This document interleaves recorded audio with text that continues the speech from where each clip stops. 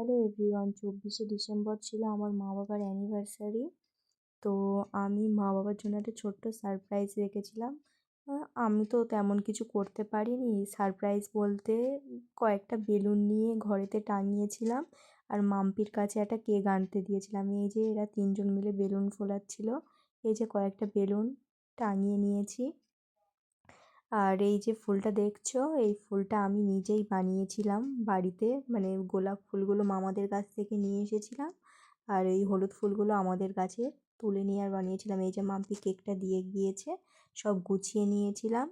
এই যে দেখো আমরা সবাই মিলে গুছিয়েছি, তাই বলছিলাম যে আমরা তিনজন এই চারজন মিলে একটা ভিডিও করি। এই যে ভিডিও করেছি, ওরা মা বাবাকে ডেকে নিয়ে এসেছিলো ওই ঘর থেকে। দেখেই বুঝতে পারছো হাসিটা যে কতটা খুশি হয়ে গিয়েছে।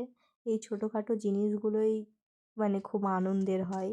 সেরকম কিছু করিনি, তবুও দেখে কত খুশি হয়ে গেছে। তারপরে বলছিলাম যে এই জামা প্যান্ট পরে কেক কাটতে হবে না, নতুন জামা প্যান্ট পরে এসো।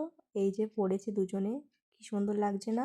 এই যে চুড়িদারটা আমার মা গড়িয়াহাট থেকে কিনেছিল, তোমাদের তো বলেছিলাম যে পরে দেখাবো। এই যে এই চুড়িদারটা আমার মা গড়িয়াহাট থেকে কিনেছিল, এমনি অ্যানিভার্সারির জন্য নয়, এমনিই কিনেছিল। তো ওই অ্যানিভার্সারিতে এটা পড়েছে।